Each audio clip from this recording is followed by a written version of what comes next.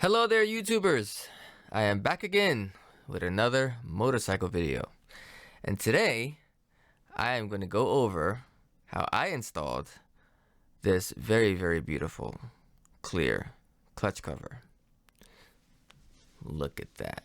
So glorious. Now, if you have a 2020 model or older, this install is going to be pretty straightforward. Although there might be a few things you might want to pay attention to in this video. But if you have a 2021 model, you can see now that I'm pointing at a black sensor that does not exist on older models, and that's going to be your quick shifter. The aftermarket cover also does not have a space for that quick shifter, so you're going to need to remove it. Now, you may ask the question, why would anyone remove a quick shifter to install a clutch cover? And you're absolutely right. But if you have a US model, you know that they did not come activated on our bikes. In fact, I didn't even know we had the hardware. That's why I went ahead and bought the Powertronics aftermarket quick shifter, and I don't mind removing the OEM one.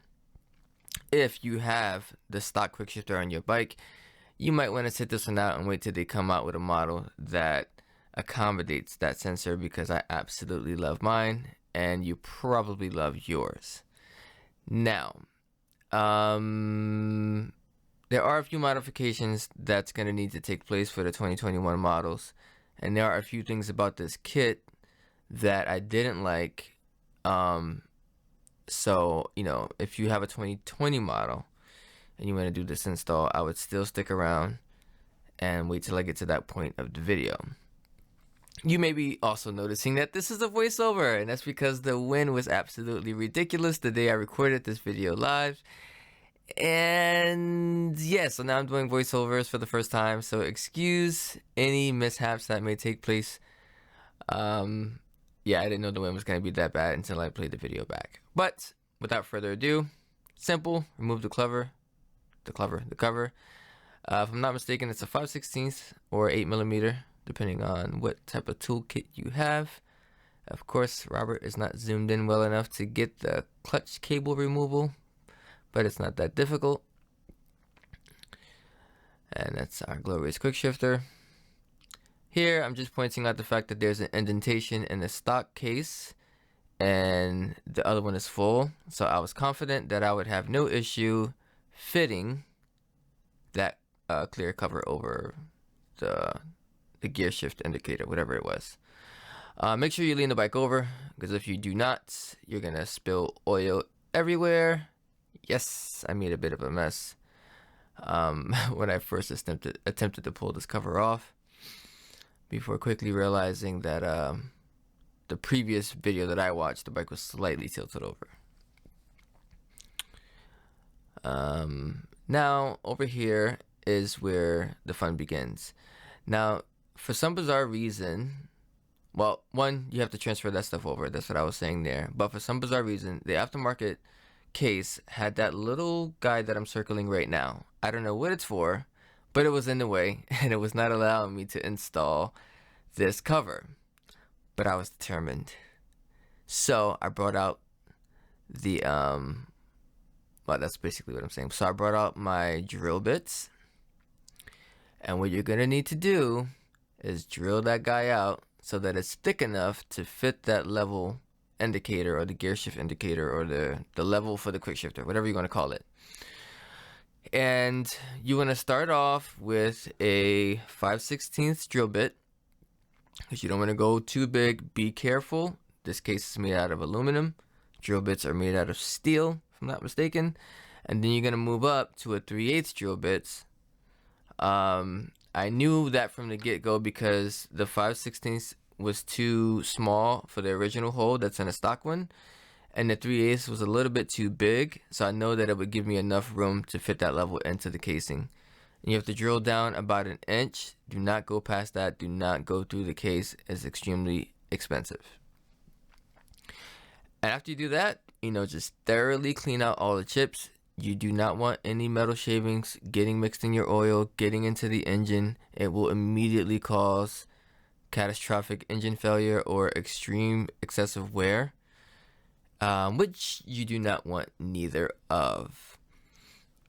Now I'm probably talking way faster than I was in this video, so I'm going to be a little bit ahead of schedule. So yeah, the first thing I'm going to do is move this little seal. Yeah, it's more of a seal, it's not an O-ring.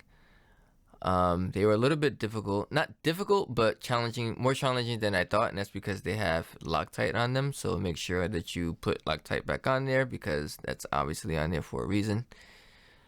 I'm not 1000% sure what this little galley is, but you know, take it easy, get that seal out. I'm gonna point out that there is a O-ring, a spring inside of it. Make sure you do not lose that spring.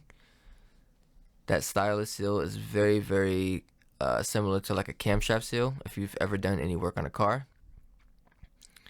It was already covered in oil, so I didn't need to lubricate it to fit it back into the aftermarket casing.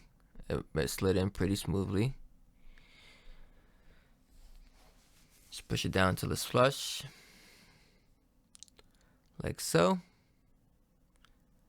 And of course, I'm horrible at my camera angles, guys, but I promise that I am going to get better, because I want to eventually love my own videos, but I work an extremely ridiculous schedule, so I kind of have to do this, you know, kind of quickly, because I'm not getting paid, because I don't have anyone. Well, I have a few subscribers, and I thank you all, but yeah, unfortunately, you need like 1,000 before YouTube starts paying you, so I have to treat this what it is, and it's just 100% for fun. So there, I put some Loctite on. You can get away with the blue one. All I had was red, so you know, I used the red one. That's better than nothing. Obviously, do not tighten anything with an impact. You know, use that to snug it and then go over it with a regular wrench. Here, I removed the clutch lever. I don't know why I kept it, you know, kept pulling it out of the frame. But just make sure that that spring rubs up against the case so that it bounces back. Here is where I go over it with the regular wrench, like I previously recommended.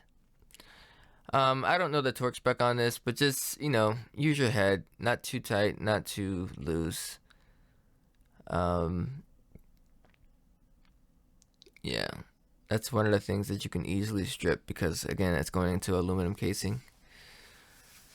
Okay, now inside the kit, it comes with this clutch plate cover, and actually no, that was a pressure plate if I'm not mistaken, and a clutch plate cover.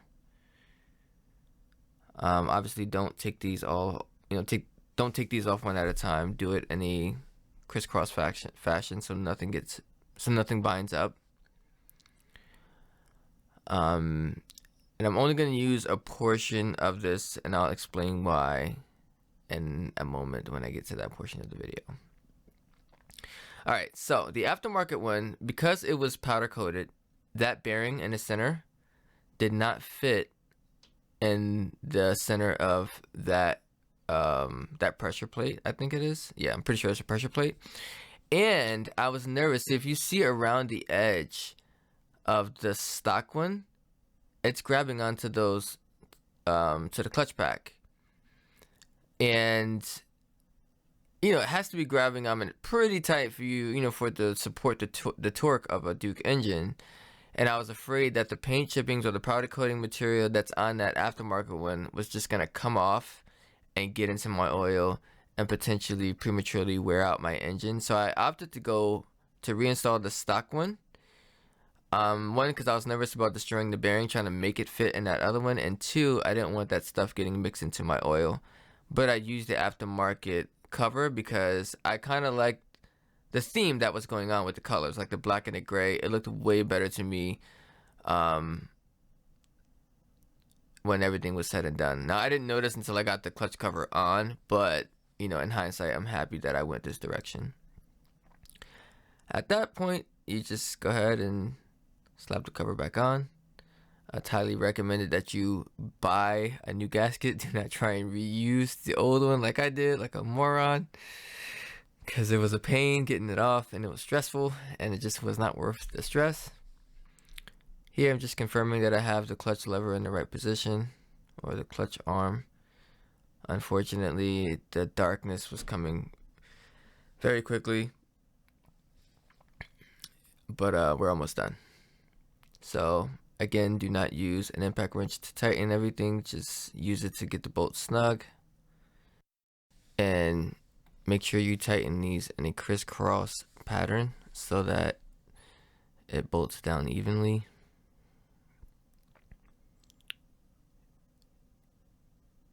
And when you're done, the torque spec for these bolts, if I'm not mistaken, was 7 foot-pounds of torque. Sorry, I do not know the Newton meters, but that's the end result. Running, installed. I obviously shot this the next day so you guys can get a better view. All right, hope this helps someone. Take care.